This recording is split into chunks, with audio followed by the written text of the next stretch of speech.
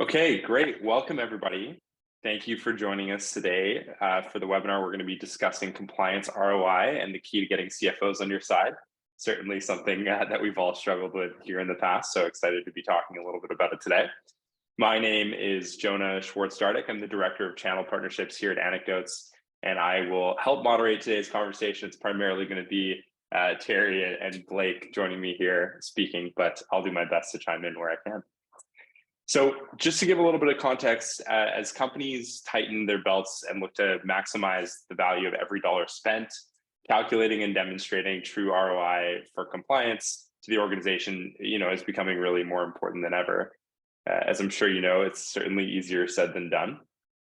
According to our 2022 State of Security Compliance Annual Report, one of the greatest challenges compliance leaders face is the lack of budget. So how can you make the most of the budget that you already have and possibly even convince your CFO to increase it a little bit? That's what we have our incredible panelists here for today. But before I introduce them, I want to remind you all that the Q&A box is open, so please feel free to share your questions with us, and we will do our best to get our panelists to answer them a little later on after we talk about the content here today. Perfect. So first up, we're joined by Terry O'Daniel, the head of GRC and security at Amplitude. Thank you so much for joining us today, Terry. Can you tell us a little bit more about yourself and a little bit more about your career in compliance? No, thanks, Jonah. It's great to be here. I guess I'll take it just a second to mention that unlike a lot of folks in GRC, I actually started out as an engineer, and I've spent most of my career reporting into engineering organizations. So you'll probably hear me talk a lot about protecting engineers from an undue burden of compliance and things like that, because that's been one of the key factors of my success and one of the most important things of the leadership of the organizations that I've reported into. And just to name drop a few of those, I helped build the GRC function at Yahoo, reporting into production engineering. I helped Salesforce build out their second line of defense rather than having a very audit and compliance focused GRC function. I worked at Netflix, helping them transition from pure compliance to really building an assurance function within security. And I just spent the past year and a half at Instacart, building the GRC function from scratch and hiring some top-notch talent, including folks like Blake Hoge. So I've just started a few weeks ago as the head of security and GRC at Amplitude, a data analytics company. And I'm really excited today to talk about how we can measure and prove the value of compliance to our stakeholders, leadership, and customers. Awesome, Terry. Thanks for the introduction, and congrats on the job change. Really excited to see what it is that you do over there at Amplitude. We're also really happy today to be joined by Blake Hoge, GRC head of third-party risk and customer trust at Instacart. Thank you for being with us today, Blake. Are you able to share a little bit about your background as well? Yeah, and thanks for the invite, Jonah. Appreciate it. Excited to be here. So my background, run our third-party risk and customer trust program here at Instacart. I also wear other multiple hats. This past year, kind of bootstrapped our HIPAA compliance program. Jumped in doing some of our SOC 2 and PCI other compliance initiatives. Prior to that, I was at Salesforce.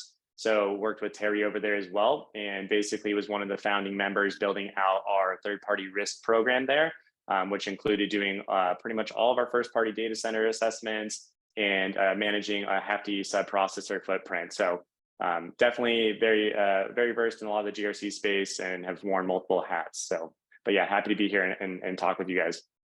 Amazing, Blake. Really excited to have you here as well.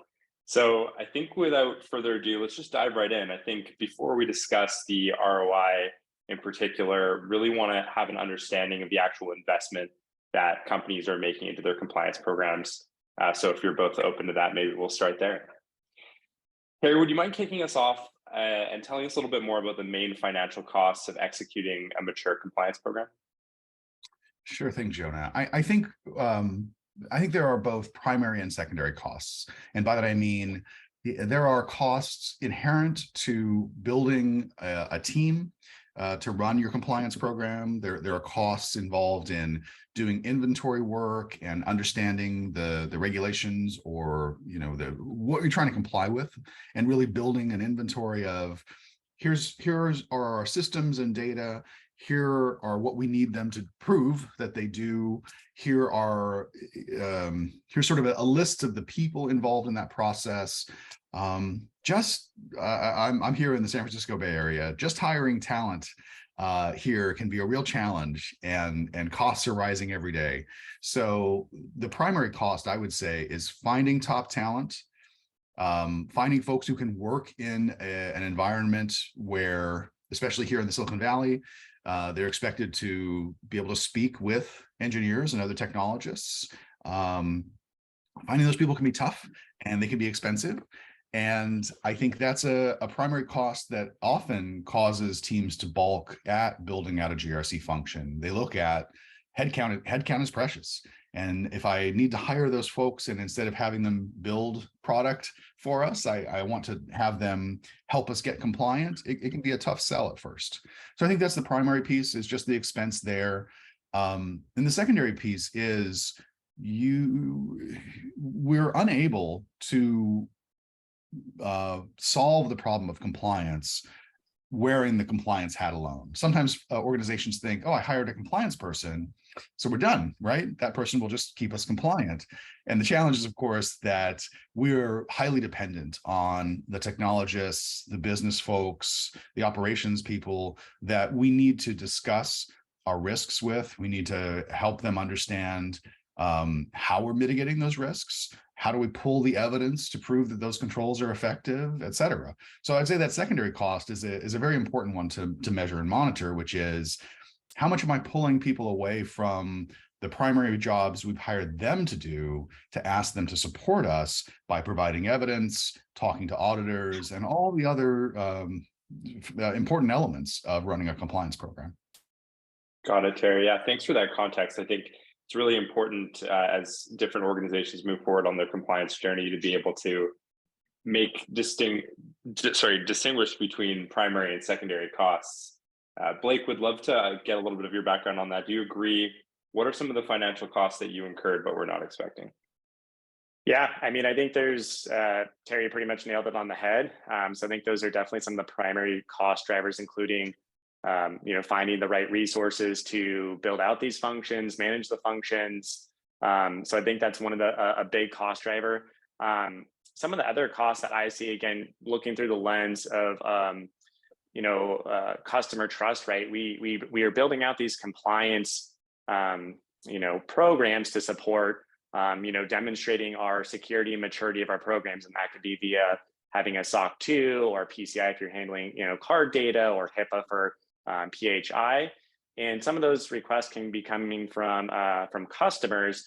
And so it's one of those things, once you get some of those demand from some of your larger customers, we need to add those to the roadmap. And so having them on the roadmap and sustaining them over the long-term period and continuing to mature them and evolve them over time is another, I think, a compliance thing that might not be necessarily inward, coming out, but, from a request from a customer. And that's one of those things, like, if you get one of your bigger customers to request, hey, I would love you to start pursuing SOC 2, and we needed dedicated resources to do that, that's something that you're going to kind of jump through some of those hoops and making sure you deliver on that customer trust and maintaining those customers. So, yeah, thanks, Blake. Really appreciate some additional context there. So thank you for sharing.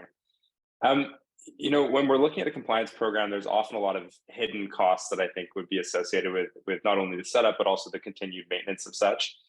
Terry, would love to understand some of the hidden costs of compliance that you think maybe some people aren't aware of.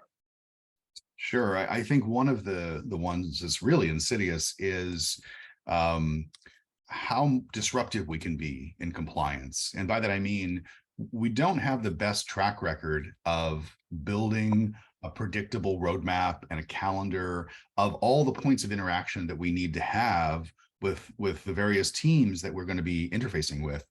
Blake's heard me say this before, but I often call GRC the hub of the wheel. There's a lot that we do to help people maintain compliance, achieve compliance, talk about risk, build out governance functions. But if we're not building those relationships early, and we're not helping those other people understand when and why we're going to be asking time from them, it can be very disruptive. And I think everyone's everyone's trying to do more with less, especially in the current economic climate. And it can be very expensive in terms of time to ask people to stop their day jobs and help you with what they see as your function, which is getting the company compliant.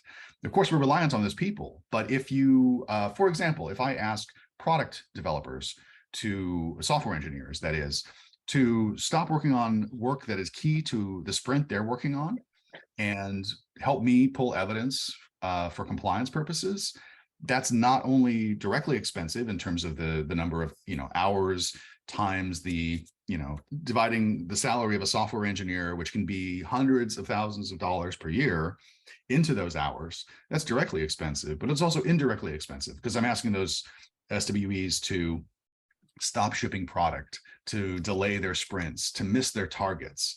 So I think there's a real hidden cost in terms of asking for help, but we can get ahead of it by being more proactive, sending out a clear understanding, working with the TPMs and other folks involved in the process to help them give them predictability about when and where we're going to need that help.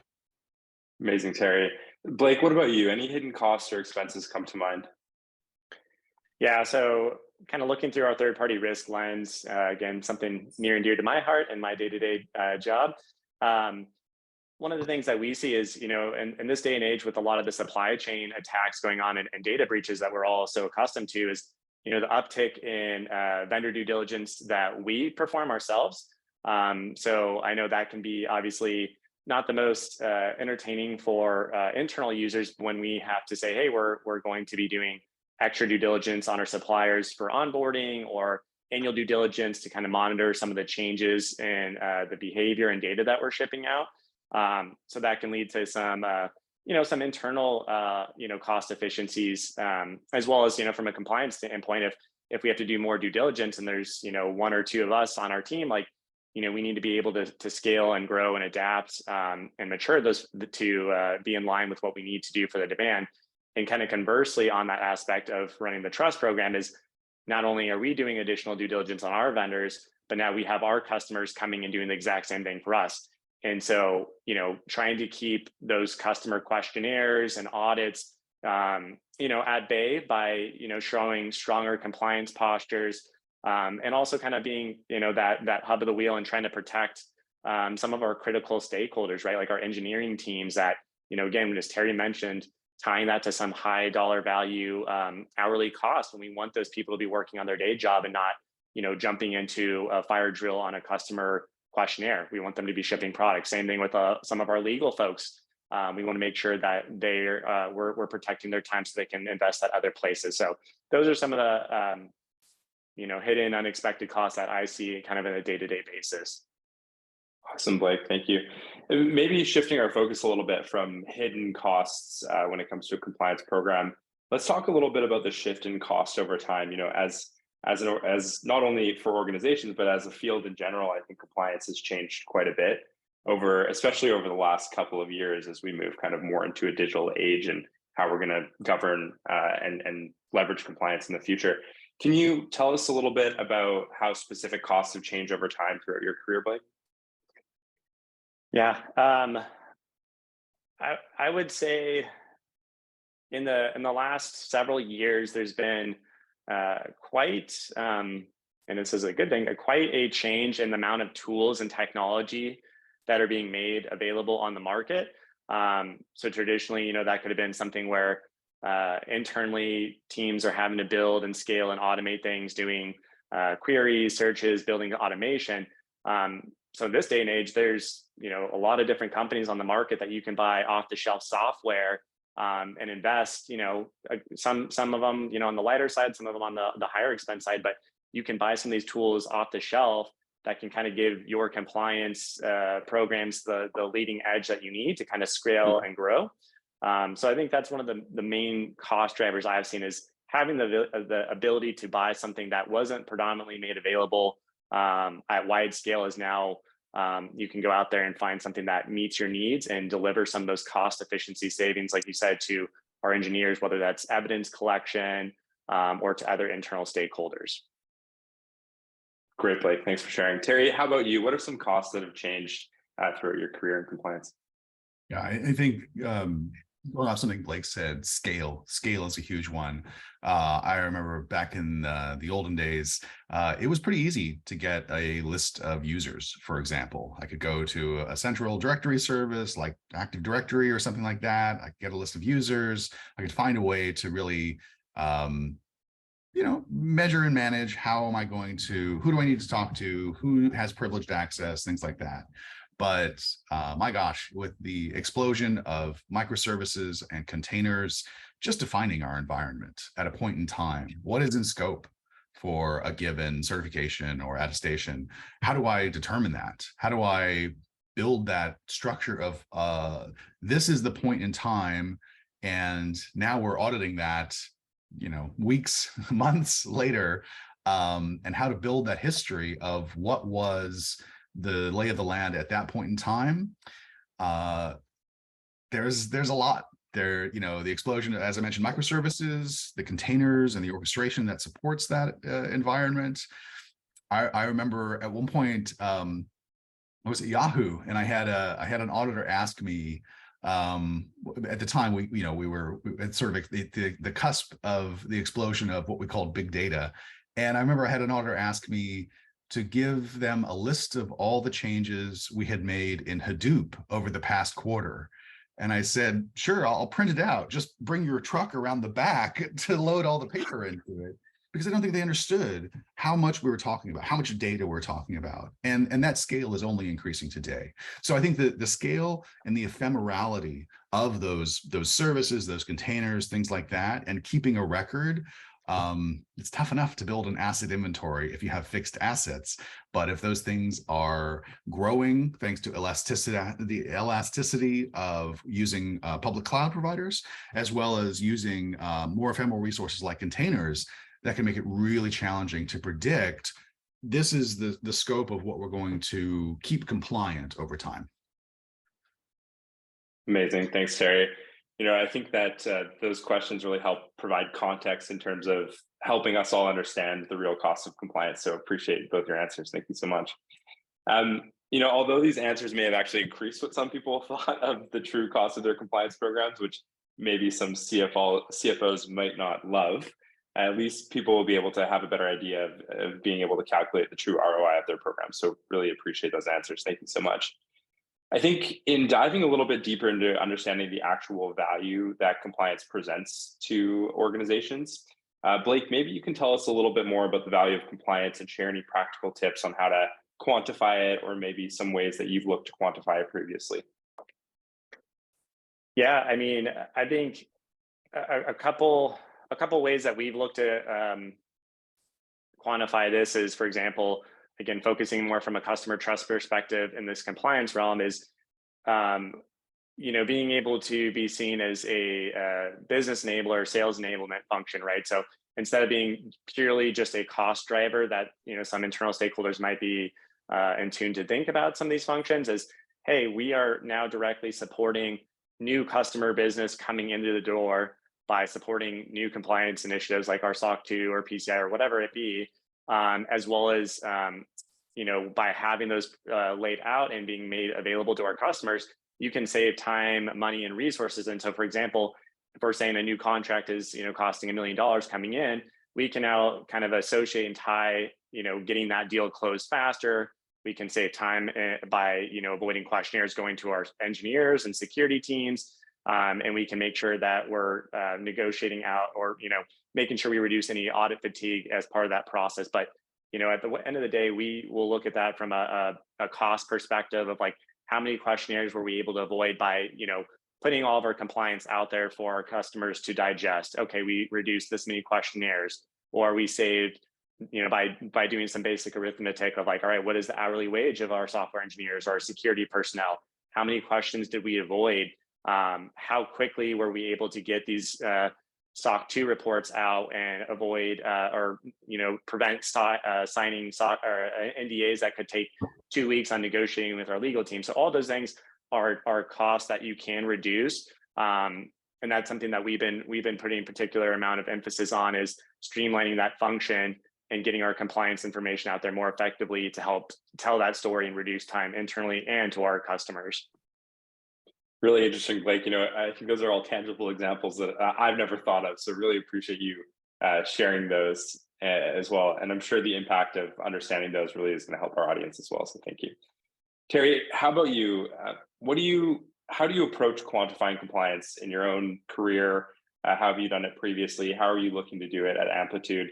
And what's the best method of communicating ROI of compliance to leadership? How have you had those conversations internally? And how have you made them successful? That's a great point, especially about measuring to communicate. I think that's incredibly important.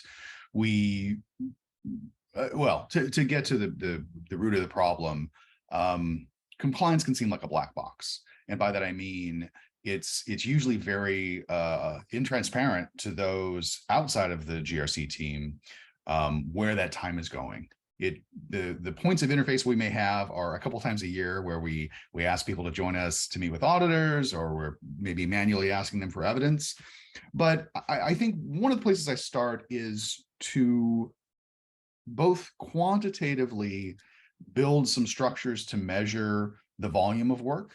And that can be as simple as we have this many controls across this many assets and scope that require some multiplicative factor of saying, it's easy to get this evidence, or it's harder to get this evidence. It takes more manual hours, et cetera. So I think you can build a pretty decent structure.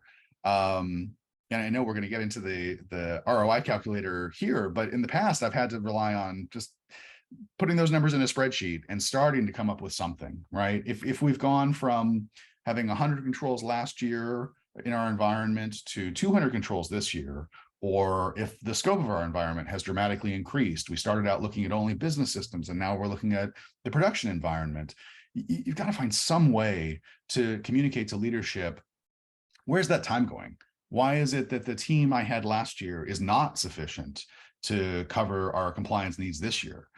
So I think those are some more tangible places to start. I'd also call out that you can find a way to measure the cost of compliance in what might seem qualitatively, but I think you can turn it into numbers and value. And by that, I mean, measure the pain, right? You can send out a survey and ask your control owners on a 1 through 5 scale, do you think you're spending more time than you need to on compliance activities? You can ask them, maybe they're softball questions around, do you feel like you have the tools you need to be successful here? Do you feel this is disruptive? And you should be prepared for some painful answers, but it gives you a place to start. And once you have that baseline, you can continue asking those questions time over time, quarter over quarter, and you can measure the impact. What impact are your investments having on that pain? Maybe engineers don't want to record every single hour they're spending dealing with compliance concerns, but I bet they have a feeling around it. And if you can measure that, you can build a baseline and start to have that communication with leadership. You let us buy this tool to automate evidence collection. Here's the result, right? You can see this dip in the amount of engineering pain and their desire to leave the company because of it feels now like a big fussy enterprise where I have to fill out everything in triplicate. Again, it may not be the perfect world we want to measure everything, but I think some of it's in our control, and some of it is about building that relationship with our internal customers and giving them a voice.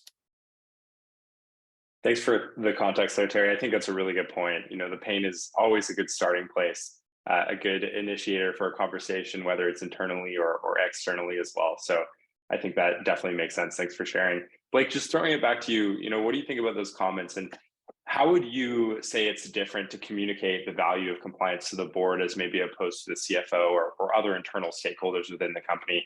I think taking it up a level definitely changes the conversation to more of a governance-based conversation. So we'd love to kind of understand a little bit more about your thoughts around that. Yeah, in the aspect of communication, I mean, that's a big part of what we're trying to achieve here, right? Is we've clearly been able to identify what those compliance costs are, any tools, techniques, people, processes, efficiencies we're putting in place to calculate that ROI. And so I think it comes down to, again, kind of knowing your stakeholders, right? So at the beginning, as Terry mentioned, surveying and getting the people on board that are, are experiencing the pain. So being able to measure that by doing surveys, compiling internal memos of, hey, here's the pain points. This is what I'm hearing, and I'm documenting it on your behalf. Here's where we're looking to deliver maybe solutions, whether agreed upon or, having good tools internally we're developing, and being able to articulate in that way that makes sense, right? So if you're communicating to, I would say at my level, more a wide array of stakeholders, right? Like some of the stuff that they might care about might be different than a CFO. And so you need to be able to understand your stakeholder. What do they care about? If you're talking to a CFO, he might be more concerned, or she might be more concerned with the numbers, the cost reduction, the savings. Whereas if I'm talking with our engineers, and again, maybe this can all correlate back, you can run your own, math on this, but their manager might want to care about the time that was saved. So again, they can be reinvesting that time back into developing work or new initiatives or high priority initiatives. So just being able to articulate in a way that is meaningful to that stakeholder, and really being able to derive results and say, hey, we're doing all this great work and we're taking ownership and we're happy to be the hub of the wheel and take on more and drive more efficiencies down the road. So I think just tailoring the message specific to the audience definitely is key there. I think that's a really great point, Blake. I mean, traditionally in GRC functions, everyone's so siloed, and being able to come up with a unified risk language that you can talk to various different stakeholders about the same value underlying it all, I think is super important. So thanks for sharing. So I want to move for a moment to the next piece of the puzzle here, which we're hoping to discuss. And so far, we've talked to our audience and talked a little bit about how to calculate the ROI of our compliance programs. But I'm sure everybody on the call here as well would love to hear a little bit more about how they can actually increase their ROI. And of course, there's two ways to do so. One is by cutting the investment, and the second is by making a significant return on a specific investment. So starting with the first, Blake, would love to send it over to you again. What are the best ways to cut down on costs and make your compliance program more efficient? One of the costs, and maybe it's more of an investment decision, but for example, investing in a good tools is a key, right? So having the right tools in place can really reduce some of that fatigue. I would say, for example, we use third-party risk tools, and some of them out of the box can provide features where, for example, previously we might have been assessing every single vendor under the sun, right? But we wanted to, again, take that GRC risk-based lens of identifying which vendors do we need to be putting through some of these tools. Some of them will do some of the calculations and kind of help streamline the efficiencies down the road. So, right, like you get, instead of having, 5 or 10 people just throwing out a problem, you can invest in a little bit more of these toolings to automate some of the features, and then direct more of your time and resources allocated down the road, and kind of make those dollars stretch further and longer than some of the more traditional manual processes. And that's something that we've been working on by implementing a lot of the tooling process. Thanks, Blake. Terry, what are your thoughts around this, and how would you go about communicating this with leadership across the business? Yeah, I think it's challenging in our world to directly cut costs without having a backstop, right? We often are in the position to say, we're not going to be PCI compliant this year. It'll save us some money. Usually these are directly tied back to the business. If we're not PCI compliant, we can't reasonably take credit cards. So I think there's an investment to cut costs, even if it's an internal to our team investment. One example that comes to mind for me is, test once and use many. And I'm not the biggest fan of over-investing in a formal common control framework like the UCF or et cetera. But I think there can be value in just starting the internal work of harmonizing your controls. Does that mean, putting all the controls in a big spreadsheet and starting to align to the risks? Maybe that's pretty ugly, but that's a place to start. And it gives you the opportunity to say, hey, we're checking password controls, right, for certain characteristics like length or special characters. And we're doing that 4 times a year for 4 different compliance needs. What if we just did it once? What if we pick the highest standard among those four, knowing that if we picked the highest standard, all the others, we'd meet those as well. And we just test once and we use that evidence across all four. That's an internal way to cut costs. Sure, there's a little bit of investment required to understand all those standards and understanding and making tough choices about, do I test more frequently at a lower bar, or do I test less frequently at a higher bar, which could increase the risk of the control failing, and that would have a cascading effect. So I think there's trade-offs, but that in my mind is a pretty straightforward, if not easy, way to cut costs by harmonizing your controls, finding the points at which you can test once and use that evidence across multiple standards.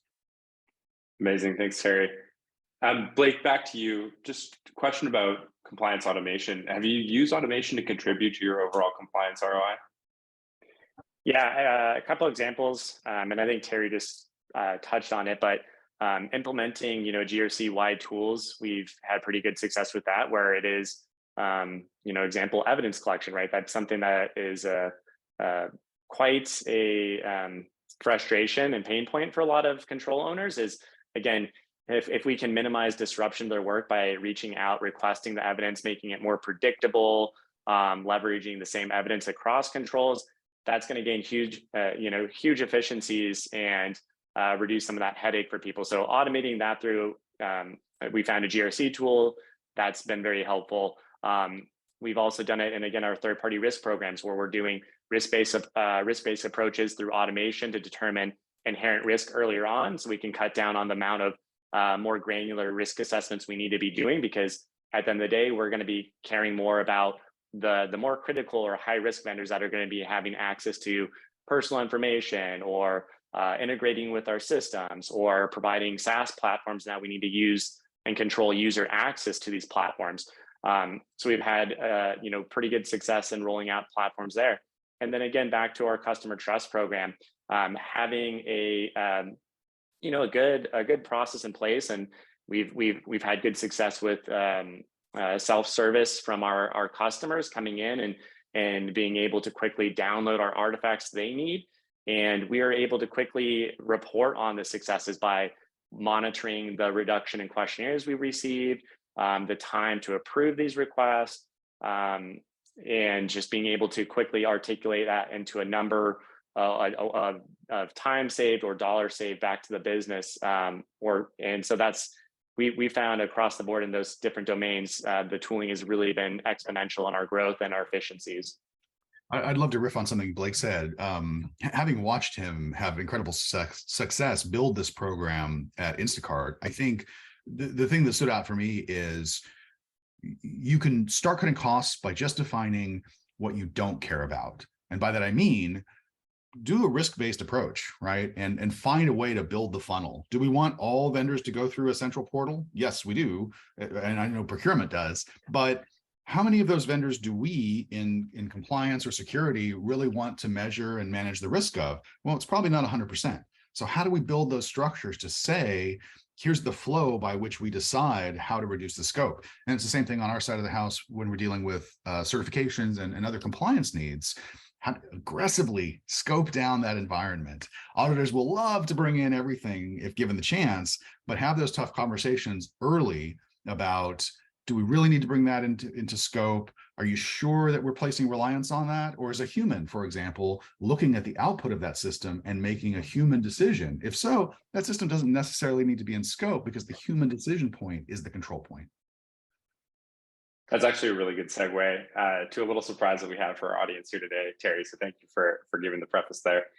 So I think we can all agree that compliance automation can certainly help increase compliance ROI, whether you're able to do it in-house or you're looking to adopt a solution to help calculate how much automation can actually save your organization and provide you with actual numbers to present to, whether it's the CFO or the board or any other type of leadership. We've actually gone ahead and we've built a compliance automation ROI calculator. We'd actually like to invite you all to try it out now. You can find a link in the comments, but this is a little bit about what it looks like. We go ahead and get started. One of the things that you can first put in input here is how many controls you have. Let's put in 450 as an example here. And we'll go to the next question. How many times a year do you validate your controls? Let's try semi-annually just for the sake of the presentation here. So what's the maturity level of your control environment? I think there's a few questions here to help you assess the maturity of your program. Let's start by plugging in 4. And then how many control owners do you have? Just a couple more questions. You can, of course, do this later at your own convenience if you don't want to do it along with us here today. Then how many systems and environments do you have in scope? And finally, what is the percentage of off-the-shelf SaaS tools versus proprietary / on-prem solutions in your tech stack? After you go ahead and you fill in your details, you'll receive a tailored report, which includes an estimate of your costs today, including hidden costs that some of which we discussed here on the call earlier, and how much you could save with a comprehensive compliance automation solution. There are a few things that you can do on your own right away. Terry, throwing this back to you, would love to understand a little bit, where should people start and what can they do today to calculate and increase ROI? Yeah, it's a good question. I think to keep it practical, I think focusing on, as I mentioned before, you got to measure the pain, right? You have to understand where the time is going, right? There are a lot of things that don't have a good return. I call them low value, high cost manual tasks, right? If you're asking smart people to run around and collect screenshots, you're doing something wrong. So find those points in which you're investing a lot of human capital for not the biggest return.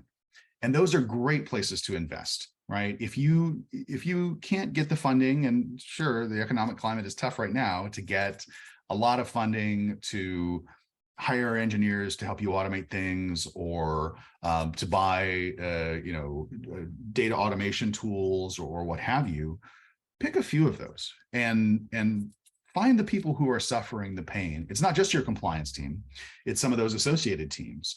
And maybe you can come up with a rubric that lets you make the case for an investment once that will pay off over time. One of the places I pick tends to be user access reviews. A lot of frameworks, they require you to do user access reviews. And let's be honest, they're the safety net beneath the tightrope. We hope most of the time that people don't fall off the tightrope. Although it makes for an interesting circus show, we think that it's there just in case. So it is a very broad control that doesn't have the highest value directly. And what it does give us is the opportunity to say, where can we automate this, right? And automating could be as simple as building the calendar of when these happen, having your ticketing system like Jira automatically generate those tickets and automatically route them to the resources assigned to certain assets. It's not rocket science, but it's an opportunity to really start measuring how much pain and how much pain at different levels, right? We may not know exactly how much someone's salary is, but I bet you a director's salary is higher than a manager's salary. So we can make some sort of extrapolations based on that, and we can make some basic cost estimates of how expensive is it to do these user access reviews manually for this scope every quarter. And it's a very easy way to show the value of, we can have a better experience and reduce costs by a very minor investment here. Terry, I love the tightrope and the net analogy. Thanks for sharing. I think it really hits the nail on the head when it comes to user access reviews in particular. So thanks. Blake, just throwing it back over to you. What's something that you think that our audience can do next in terms of helping improve their compliance ROI? I would say one of the biggest things I've realized, coming from a more mature, robust environment like Salesforce to Instacart, again, a pre-IPO company, I cannot emphasize enough what Terry just mentioned about being able to identify the pain points in the process, putting that into some sort of documentation. So again, if for me, coming from a third-party risk background to an Instacart and seeing, what was in place and where we wanted to get, where is our North Star, that's easy for me to start articulating, putting down, talking to the stakeholders that are involved in the process, whether that be security, legal, various other engineers, whoever's in the process, and understanding like, why are we doing it this way? What's your pain points? Like, how much time is going into this black box? And basically kind of rallying your stakeholders around you and say like, hey, this is a big problem, whether we all want to, face that this is the reality. But we need to get, kind of get this under control. And at that point, before you even jump to the solutioning, is making sure you have that strong stakeholder base.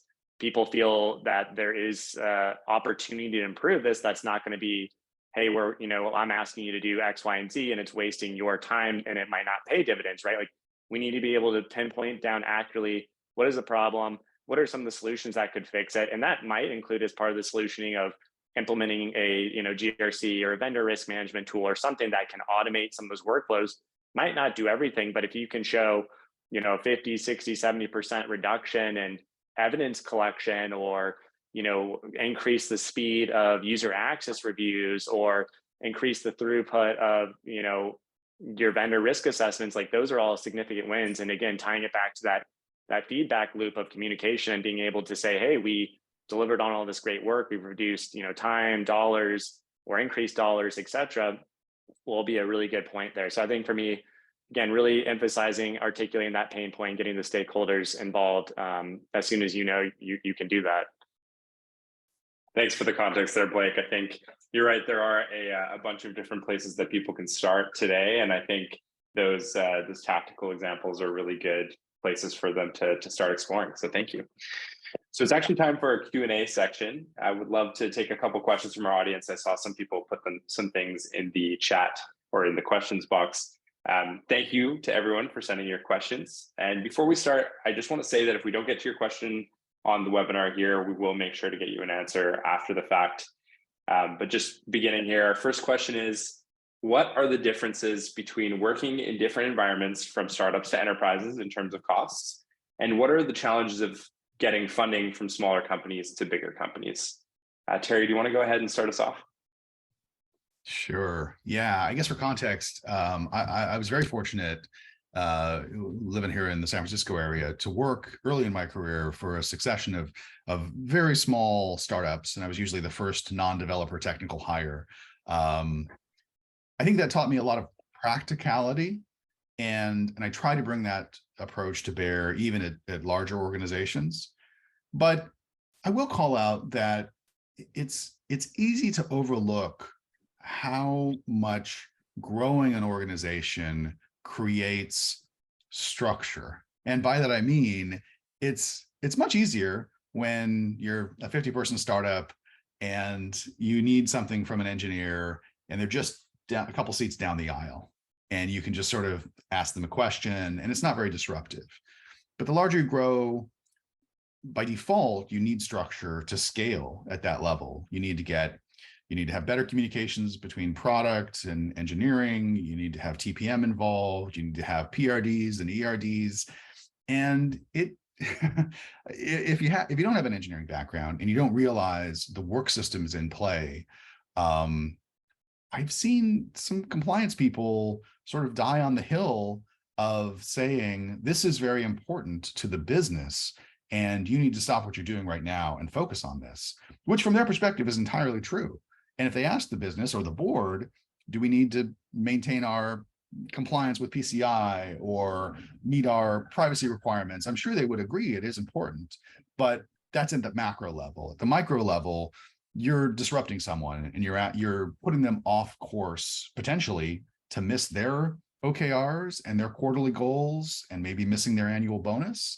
And I think that's something it's harder to get a pulse for in a large environment.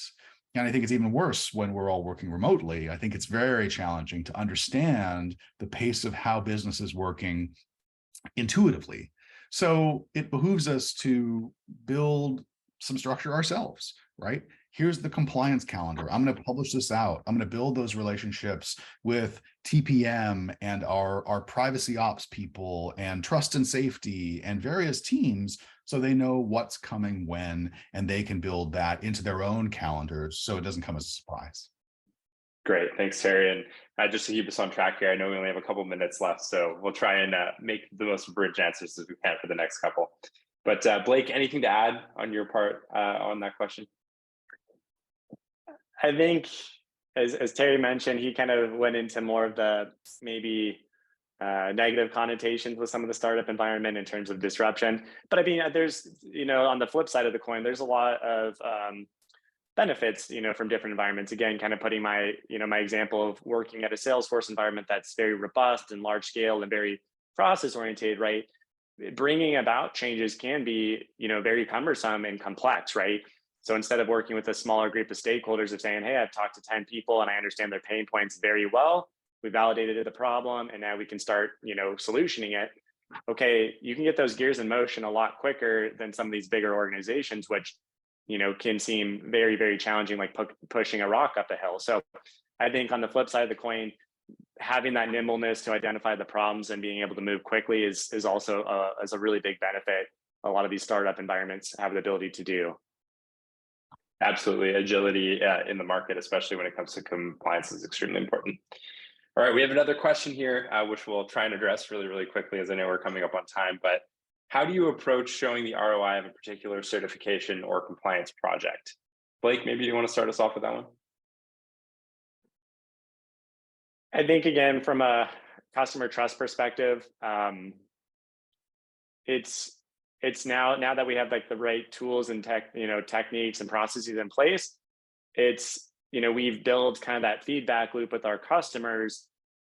We can see and we can hear directly from them which certifications or reports, like a SOC 2, that they're getting value out of, right? If it's like, hey, the SOC 2 is checking all of our boxes, our needs, we're getting the level of breadth and depth we need, great.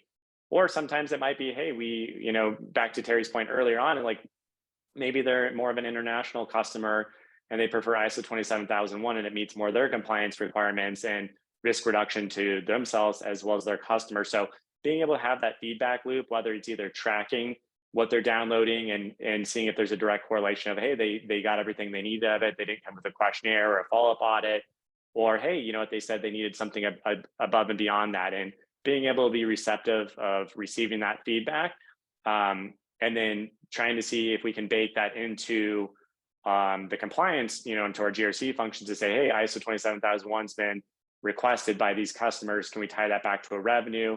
How much other, will this help us sell business in different regions and different markets, bring in new customers? So I think if you can kind of put it into those type of metrics, that's the way I can see it most easy from a customer perspective. I love that. Thanks. I'll just jump on that. I think I was talking with a friend the other day who said, I have a feeling that our customers in Europe want us to invest in ISO, but I don't know how to make that case to the business to invest. And I suggested simply, people are clicking on the part of your website that talks about the compliance certifications you have. Put one there about ISO. Click here to learn more about ISO and record the number of clicks and take that back to leadership and say, this is how many customers care about this every week, every month, whatever. And maybe you're able to build the case that this is important enough that we should invest. Now, on the other hand, maybe if you're HIPAA compliant, that's good enough. And maybe your customers aren't demanding that you go for the high trust certification, and that because it's expensive. And it gives you a way to talk about the bottom line and talk about dollars, which is the language of business. Great. Thanks, Terry. Thanks, Blake. There's still a few more questions, but unfortunately, that's all the time we're going to have for today. I just want to take a moment. Thank you, Terry. Thank you, Blake. Really enjoyed you joining us today, and thank you for your insights. I know that I certainly leave this conversation with a lot more understanding of what compliance ROI is, and I'm sure our audience does as well. So thank you both so much. Just a quick summary about what we discussed. We talked a little bit about the true costs of compliance ROI, how to quantify/present those findings to leadership, and what the feedback loop looks like if it's successful. What was especially helpful was the advice and proactive steps that you shared with all the compliance leaders on how we could leverage automation to improve efficiency and increase compliance ROI. So thank you very much for that. You can also find the ROI calculator that we showed and discussed on our website. If you want to try it out for yourselves, please go ahead and take a look. I also want to take a moment to thank our audience for joining us today. Thank you for your great questions. If you do have any more at all, please feel free to reach out to us directly and we'll make sure to get you an answer. Thank you, everybody, and have a great rest of your day.